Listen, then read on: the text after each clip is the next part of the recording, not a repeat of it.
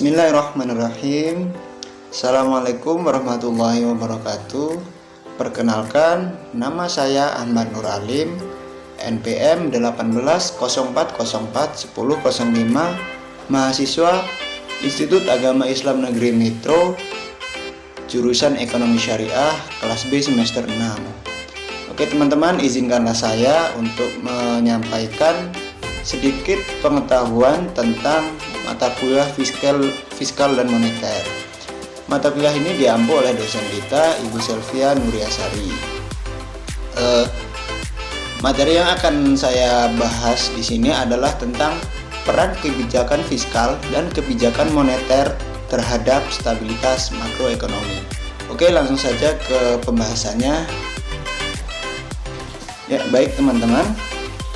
Sebelum kita ke materi tentang peran kebijakan fiskal serta kebijakan moneter terhadap stabilitas ekonomi makro, alangkah sebaiknya terlebih dahulu kita mengetahui tentang pengertian kebijakan fiskal, pengertian kebijakan moneter, lalu kemudian pengertian ekonomi makro. Setelah kita mengetahui tentang hal tersebut, baru kita bisa melangkah ke materi selanjutnya, yaitu peran-peran kebijakan tersebut terhadap stabilitas ekonomi makro. Oke, untuk yang pertama yaitu pengertian fiskal.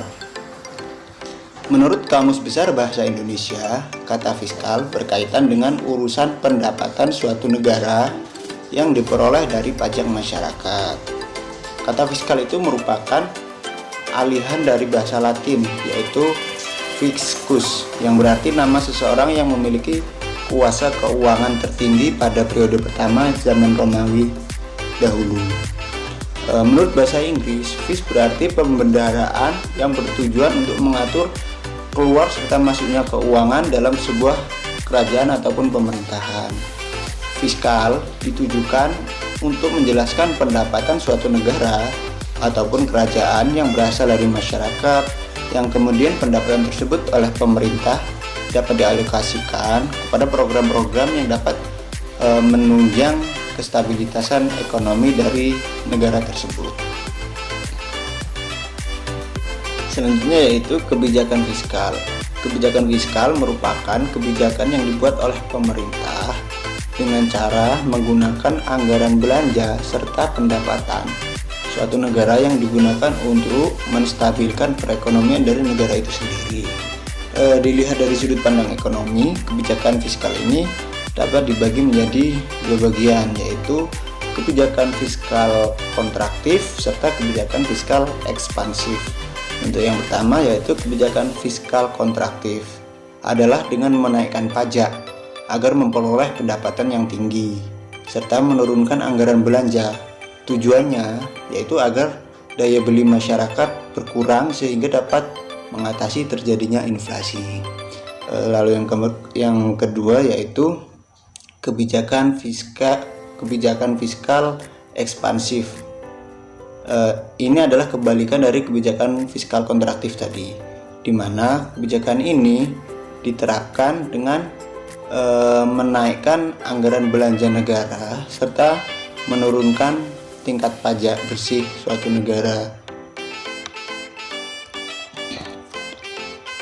Tujuannya adalah agar produksi nasional atau PDB serta pertumbuhan ekonomi dapat meningkat, mengurangi angka pengangguran, serta meningkatkan lapangan pekerjaan, menstabilkan harga barang, sehingga terhindar dari terjadinya inflasi. Kebijakan fiskal ekspansif ini dapat diambil pemerintah apabila perekonomian negara mengalami depresi, serta banyaknya angka pengangguran. Lalu kemudian adalah kebijakan moneter. Yang pertama, pengertian kebijakan moneter. Kebijakan moneter merupakan usaha yang dilakukan oleh pemerintah dalam mengendalikan keadaan ekonomi skala makro, yaitu skala yang lebih luas, dengan cara mengatur jumlah mata uang yang beredar dalam perekonomian suatu negara tersebut agar perekonomian dapat bergerak sesuai dengan yang diinginkan. Kaum monetarisme ini mengatakan bahwa kebijakan moneter ini tidak berdampak pada nilai real akan tetapi hanya pada nilai nominal saja. Akan tetapi ada kaum Keynesian juga mengatakan bahwa kebijakan moneter akan berpengaruh terhadap tingkat inflasi dalam jangka panjang serta pertumbuhan ekonomi dalam jangka pendek. Lalu kemudian adalah macam-macam kebijakan moneter. Yang pertama yaitu open market policy atau kebijakan pasar terbuka. Yakni pada saat inflasi, pemerintah akan menjual surat-surat berharga serta menarik atau membeli kembali surat-surat berharga tersebut pada saat terjadi deflasi. Jika pemerintah menginginkan jumlah uang yang beredar turun, maka obligasi harus dijual di pasar bebas oleh pemerintah. Lalu kebijakan yang kedua yaitu discount policy, yaitu kebijakan diskonto, yaitu pada saat inflasi pemerintah melakukan kebijakan menaikkan suku bunga serta pada saat terjadi deflasi pemerintah menurunkan suku bunga. Tujuannya agar segala aktivitas yang menggunakan dana pinjaman akan tertahan dikarenakan suku bunga yang tinggi, sehingga jumlah mata uang yang beredar akan turun. Lalu yang ketiga adalah kebijakan kredit ketat. Pemerintah ini akan melakukan kebijakan dengan cara memperketat pemberian kredit atau pinjaman kepada nasabah. Kredit hanya dapat diberikan kepada nasabah apabila memenuhi 5 syarat, yaitu syarat yang pertama karakter, yang kedua capability, collateral, capital, condition of economy. Namun apabila perekonomian ini sedang terjadi deflasi, maka kelima persyaratan tadi bisa dilonggarkan. Yang selanjutnya yaitu cash ratio policy atau kebijakan cadangan kas. Pemerintah akan menaikkan cadangan kas pada saat terjadi inflasi serta menurunkan cadangan kas pada saat terjadi deflasi, sehingga bank akan mampu menciptakan berkurangnya kredit dan jumlah uang yang beredar akan turun. Lalu kemudian kebijakan selanjutnya moral suasion atau kebijakan dorongan moral. Pemerintah akan memberikan himbauan moral kepada pelaku-pelaku ekonomi untuk mengatur jumlah uang yang beredar, seperti menghimbau pihak perbankan untuk memperketat atau berhati-hati dalam pemberian kredit atau pinjaman kepada nasabah. Ini dilakukan agar uang yang beredar dapat diturunkan, atau sebaliknya pemerintah menghimbau kepada pihak perbankan untuk memberikan kredit atau pinjaman agar jumlah uang yang beredar meningkat. Lalu kemudian kebijakan sunering. Pada kebijakan ini pemerintah melakukan pemotongan nominal pada mata uang pada saat terjadi inflasi. Contohnya nilai mata uang 100.000 dipotong menjadi hanya 100, atau nilai mata uang 1.000 hanya menjadi 10 rupiah, seperti itu. Jadi pemotongan nominal nilai mata uang. Lalu kemudian kebijakan devaluasi. Pemerintah menurunkan nilai tukar mata uang asing dengan tujuan untuk menghambat impor serta meningkatkan ekspor. Jadi apabila nilai mata uang asing ini nilai tukarnya diturunkan dengan mata uang kita, kemungkinan mereka mengekspor barang mereka ke Indonesia itu akan menjadi berkurang karena nilainya mata uang mereka lebih kecil. Lalu kemudian kebijakan revaluasi. Pemerintah dapat menaikkan sendiri nilai tukar mata uangnya terhadap mata uang asing. Selanjutnya yaitu adalah pengertian tentang ekonomi makro. Ekonomi makro merupakan salah satu cabang ilmu yang mempelajari tentang perekonomian secara keseluruhan. Ilmu ekonomi ini dikhususkan guna mempelajari ekonomi skala besar dan keseluruhan. Hasil dari studi ekonomi makro sering dipraktekkan atau digunakan dalam menganalisa serta merancang kebijakan yang berkaitan dengan pertumbuhan perekonomian negara, seperti inflasi, keseimbangan pada neraca pembayaran, serta pemetaan jumlah pengangguran dan lapangan pekerjaan. Dikutip dari buku Konsep Dasar Pembangunan dan Pertumbuhan Ekonomi tahun 2018 karya Tamrin, bahwa ekonomi makro merupakan suatu ilmu ekonomi yang mempelajari perekonomian sebuah negara secara komprehensif. Ekonomi jenis ini juga bisa menganalisis tentang produsen secara keseluruhan serta konsumen dalam pengalokasian pendapatan dalam memberi barang ataupun jasa. Lalu apa sajakah kajian-kajian yang tertera dalam ekonomi makro?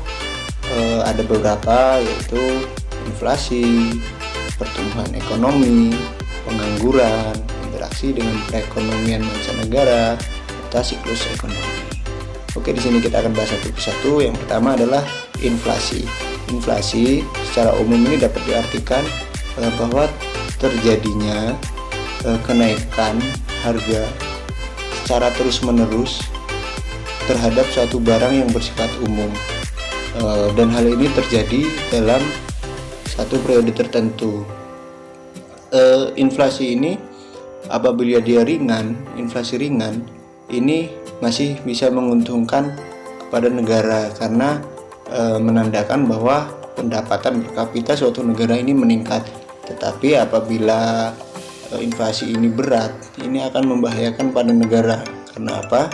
Karena nilai mata uang walaupun tinggi seperti tidak berarti, karena harga barang juga ikut tinggi. Itu adalah bahaya dari inflasi. Lalu kemudian kajian kedua adalah pertumbuhan ekonomi. Pertumbuhan ekonomi yang ideal ini apabila titik keseimbangan antara permintaan jumlah total barang ataupun jasa yang terjadi pada suatu wilayah dalam satu periode tertentu dengan penawaran suatu barang ataupun jasa yang terjadi pada suatu wilayah dalam satu periode tertentu, ini titik keseimbangannya ini lebih baik dibandingkan dengan periode sebelumnya. Jadi apabila titik keseimbangannya ini lebih buruk, berarti pertumbuhan ekonominya suatu negara tersebut atau wilayah tersebut tidak baik. Lalu kemudian kajian yang dibahas dalam makroekonomi ini adalah pengangguran. Secara umum pengangguran ini dapat diartikan bahwasanya manusia ataupun warga negara yang memiliki usia produktif akan tetapi dia tidak memiliki pekerjaan ataupun tidak mendapatkan pekerjaan. Angka pengangguran yang tinggi terhadap suatu wilayah atau negara ini dapat mempengaruhi perekonomian negara tersebut. Kenapa? Karena akan terjadi kesenjangan sosial yang tinggi sehingga nilai permintaan atau kestabilitasan perekonomian ini tidak baik, atau pertumbuhan ekonomi tidak baik.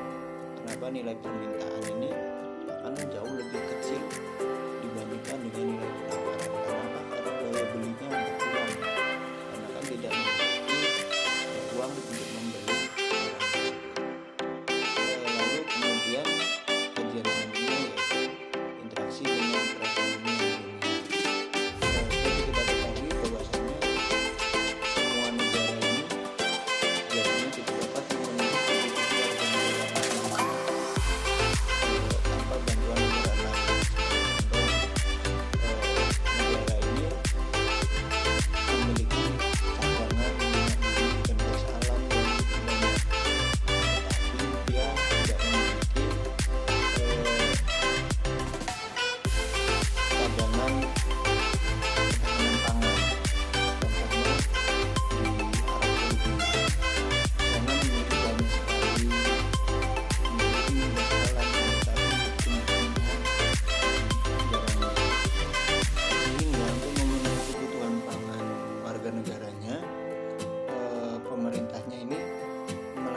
interaksi dengan negara lain yang memiliki ketahanan pangan yang kuat serta membutuhkan sumber daya alam minyak gas. Selanjutnya yaitu siklus ekonomi. Kebijakan pemerintah dalam mengatasi siklus ekonomi ini disebut dengan kebijakan antisiklus. Dampak yang timbul dari siklus ekonomi ini dapat perhatian penting oleh studi ekonomi. Misalnya apabila terjadi resesi secara terus-menerus dalam waktu yang lama, dapat mengakibatkan perekonomian suatu negara ini akan mengalami depresi. Sedangkan ekspansi yang terjadi secara terus-menerus dapat menimbulkan inflasi yang berujung pada kemajuan perekonomian dan pada akhirnya berujung pada resesi.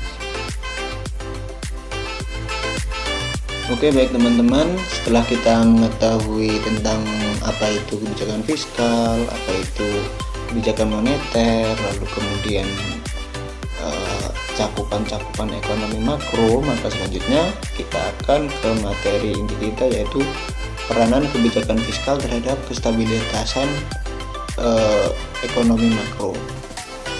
Permasalahan perekonomian suatu negara ini dapat diatasi dengan mengambil kebijakan-kebijakan yang tepat, kebijakan fiskal yang tepat. Contohnya salah satu permasalahan yang ada di suatu negara, contohnya di Indonesia ini, adalah tingginya angka pengangguran. Semakin tinggi angka pengangguran pada suatu negara ini dapat mengakibatkan kesenjangan sosial yang tinggi. Selain itu, akan menurunkan jumlah permintaan dibandingkan jumlah penawaran seperti yang kita bicarakan tadi, sehingga mengakibatkan berkurangnya pendapatan per kapita suatu negara. Kebijakan fiskal yang dapat diambil oleh pemerintah adalah dengan kebijakan fiskal ekspansif, di mana pemerintah menurunkan pajak dan meningkatkan anggaran negara. Hal ini dimaksudkan agar membuka peluang usaha kepada masyarakat dengan bantuan anggaran dari pemerintah yang diimbangi dengan diturunkannya pajak yang dianggap membebankan masyarakat. Nah, jadi maksudnya ini tingginya angka pengangguran ini dapat dikurangi dengan pemerintah menaikkan anggaran pemerintah dan menurunkan pajak. Menaikkan anggaran ini digunakan untuk memberikan subsidi, memberikan pelatihan kepada masyarakat, sehingga nanti masyarakat ini bisa menciptakan peluang usahanya sendiri. Jadi lapangan pekerjaan akan menjadi semakin banyak dan pengangguran akan dapat dikurangi. Jadi kebijakan fiskal ini memiliki peran yang sangat penting terhadap perekonomian skala besar pada suatu negara. Beda permasalahan yang dialami, beda juga kebijakan yang diambil atau yang diterapkan. Selanjutnya adalah peran kebijakan moneter. Kebijakan moneter juga memiliki peran yang sangat vital terhadap penyelesaian permasalahan perekonomian pada suatu negara. Apabila suatu negara mengalami inflasi, sebagai contoh kasus, inflasi ini inflasi yang tinggi, maka kebijakan moneter yang dapat diambil adalah dengan menerapkan kebijakan moral suasion atau memberikan himbauan kepada pihak perbankan agar berhati-hati dalam memberikan kredit atau pinjaman, sehingga dengan menekan kredit atau pinjaman kepada nasabah, uang yang beredar dalam masyarakat ini akan berkurang, sehingga daya beli masyarakat juga akan berkurang dan inflasi dapat teratasi. Seperti kita ketahui, inflasi ini terjadi karena tingginya jumlah total permintaan terhadap satu barang ataupun jasa pada satu wilayah dalam satu periode tertentu dibandingkan dengan jumlah total penawaran barang atau jasa pada suatu wilayah dalam satu periode tertentu. Jadi itu adalah contoh peranan kebijakan moneter yang dapat diambil oleh pemerintah apabila terjadi atau terdapat permasalahan perekonomian secara makro.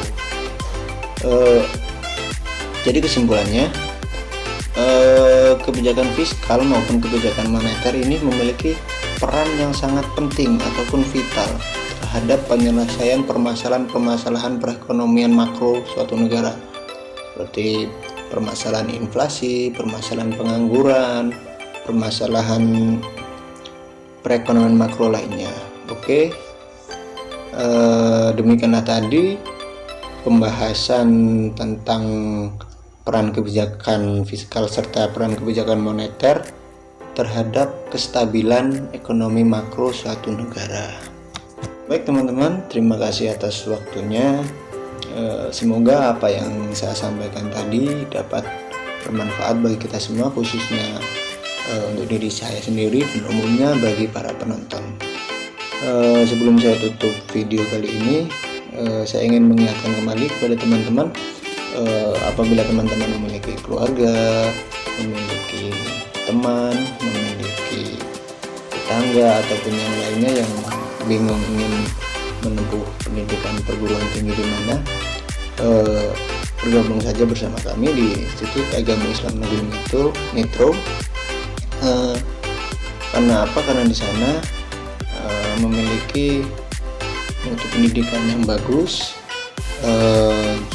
jurusannya ada banyak, lalu kemudian sarana prasarananya sangat lengkap, sehingga teman-teman tidak perlu bingung ataupun bimbang lagi untuk join di sini. Terima kasih. Saya Ahri. Wassalamualaikum warahmatullahi wabarakatuh.